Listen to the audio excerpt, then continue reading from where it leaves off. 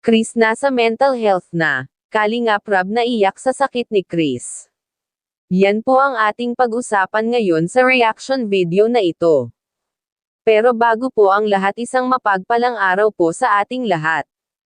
Palagi po natin suportahan ang ama ng Kalingap na si Val Santos Matubang at ang anak nito na si Kalingap Rab para mas marami pa silang matulungan na mahihirap mga Kalingap.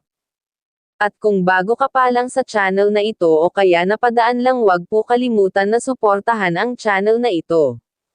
Mga ka-viewers, isang pakiusap po sa lahat ng nanonood ng video ng Kalingap, wag po ninyong skip ang ads para mas marami pa ang matulungan, lalo na sa mga pinapabahayan ng Kalingap. So mga Kalingap, may bagong update na naman po tayo sa Tres Marias na binansagan na 3 zombie. Na kung saan po ay marami ang nagsasuggest na need na talaga nila dalhin sa mental health. Mga ka-viewers, yan po ay galing sa mga viewers na gusto lang matulungan ang Tres Marias. Ngayon po nagsalita na si nanay na kahit ano daw ang mangyari, hindi siya papayag na dalhin sa mental health ang Tres Marias, lalo na po si Chris. Kasi hindi naman sila naniniwala na may problema sa kondisyon ang mga anak niya.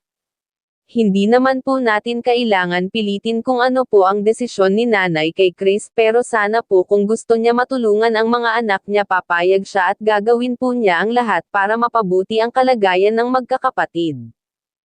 Kung pumayag lang sana si nanay sa gustong mangyari ng mga viewers, di sana maagapan kaagad at mabigyan ng lunas, baka po yan talaga ang kailangan nilang magkakapatid. Wala naman po sigurong masama kung dalhin yan sila kasi normal lang naman yan sa ganyan sitwasyon nila. Marami talaga ang magtataka at marami talaga ang may gusto na kailangan nila ang mental health, kasi isipan nyo naman po, wala ngang pagbabago sa kanila, mabuti na lang kung meron sa tuwing pinupuntahan sila ni Kalingap Rab. Mga ka-viewers, wala talagang magagawa si Kalingap Rab kung ganun ang gusto ni nanay, rerespetuhin po yun ni Kalingap Rab.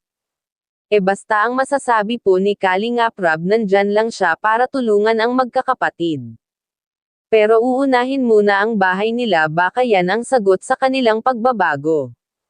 Kaya nga po minamadali na po nila Kalingap Rab ang lupa para maumpisahan na ang pagpapatayo ng bahay nila. At pinanggako naman po ni Kuya Rab na papatayuan talaga sila ng bagong bahay, kasi nalaman po ni Rab galing kay nanay na yan po talaga ang gusto ng Tres Marias, ang magkaroon ng mindang bahay. Sana na lang po magbago na sila mga ka-viewers, para kahit papano may tumulong sa kanila, lalo na sa pabahay at pag-aaral nila. Isa pang problema ni Kalingap Rab ay ang pag-aaral nilang tatlo, kung paano at ano ang mangyayari sa pagdating ng pasukan.